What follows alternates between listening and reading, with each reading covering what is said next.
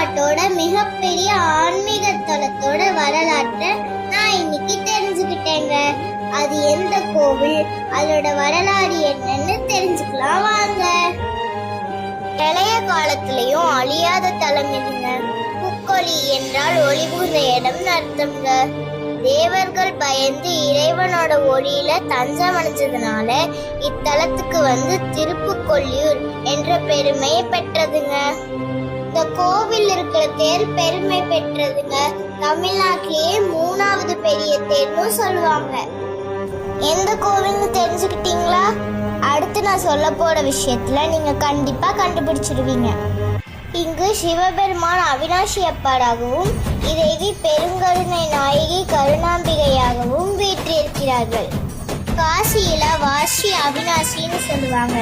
காசிக்கு போய் வழிபடுவதை விட அவினாஷி அப்பட வழிபட்டாலே